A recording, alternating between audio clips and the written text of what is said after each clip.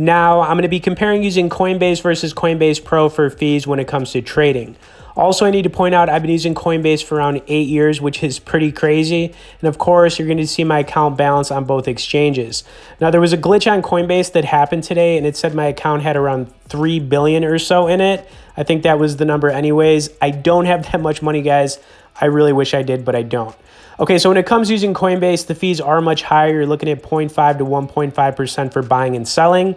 And those numbers come down dramatically when you start using Coinbase Pro, as they're set at 0.5 for buying and then 0.5 for selling. Now, in the long run, you're going to want to move most of your money over to Coinbase Pro if you plan on doing a lot of trading. You will notice, however, I've got around 100K in my Coinbase account. The reason for this is because I have some long-term holds here, and I just feel comfortable keeping my money here. One of the biggest issues that you're also going to have with Coinbase is the charting is basically non-existent. They don't have any candlesticks, or, you really can't pull up the volume. It's almost non-existent, honestly.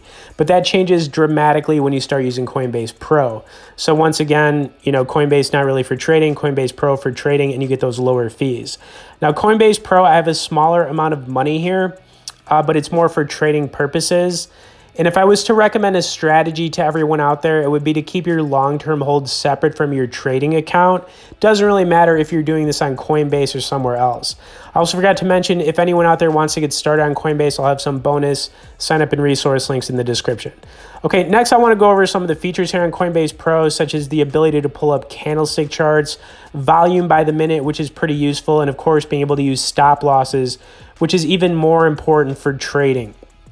You might also be wondering if the coin selection is any different than on Coinbase. And the good news is the same coins that are available on Coinbase are also available on Coinbase Pro. Okay, so just to recap, the fees on Coinbase are higher. You're looking at 0.5 to 1.5% compared to 0.5 for buying and then 0.5 for selling on Coinbase Pro. Okay, now that we've covered some of the differences, if you guys have any specific questions for me, feel free to message me below in the comments, even if it's about that $3 billion that I don't have. Like I said, I wish I do. Okay, I want to go over 5 coin recommendations to get into for the next 6 to 12 months. Just remember, guys, this isn't financial advice. It's just my opinion. Now, I want to talk about Ethereum. If you would have asked me a week or two ago about Ethereum, if you should get into it, I would have said no. But now that we're back under $4,000, honestly, guys, I really like it. The problem for me with some of these coins is the value's been so pumped up, but I like the price of Ethereum right around here. Anything basically between 3,000 and 3,500-ish. So, even looking at the price right now, I still think it's good as long as you're averaging into it and you just hold on to it. So, yeah, Ethereum, I would definitely check it out at its current price. All right, the next coin I'm going to be getting into is going to be Decentraland. So let's talk about the metaverse a little bit. Now, I got into Decentraland when it was at 70 cents. The coin shot up to like almost $6 at one point when all that Facebook news came out. However, I think this project has a lot of staying power. They've got Atari backing them. They've got a marketplace where they sell virtual real estate. I did my due diligence before I bought a really big bag of this. And yeah, you're not going to get that 70-cent price like I did. However, I still think it's a good buy right around where it's at, and it's another one that it's going to be like a long-term play in my opinion. And, like I said, I just think it's got staying power and you can't beat the price on it right now. Okay, the next coin is one of those, you hate it, you love it, I don't care. We're trying to make some money, right? And it's Bitcoin Cash.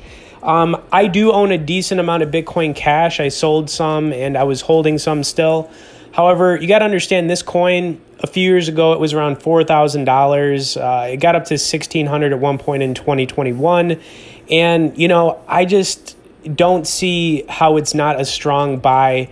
Anything under $1,000, as long as you're willing to hold on to it. It's also a coin you could swing trade if you want, but it's another coin that's got staying power. It's been in the top 30 altcoins for a really long time, and I think it's worth owning some of it just to diversify a little bit. And you don't know, this coin could just pop off, and it's got Bitcoin's name in it too. There's just a lot of reasons, that I like it. It's a fork of Bitcoin. If you don't know what that means, you could definitely look it up, but I think that, at some point we're going to get up to $2,000 on this coin, so you could get a really good return at this price. So I'm going to keep things rolling with Engine Coin. Now, Engine is my favorite metaverse play out of all the metaverse cryptos, and I do own a few of them. The thing that I really like about Engine is that it's been around since 2009, started off as a gaming community. It's evolved into an NFT platform. They started a $100 million NFT fund, which is crazy. So, I mean, you know, they got a lot of money in the bank. They've got big investors that want to see it succeed. I've actually downloaded the app for the app and Play Store on a couple different phones for the NFT trading. It's crazy stuff, guys. The market cap on this is $2 billion.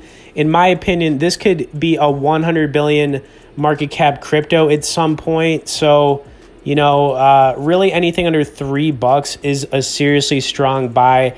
And I would urge everybody out there to consider getting it, especially around this price point. But like I said, not financial advice, guys. Okay, and the final coin, another one of my favorites, the Basic Attention Token. This coin's been around since 2017.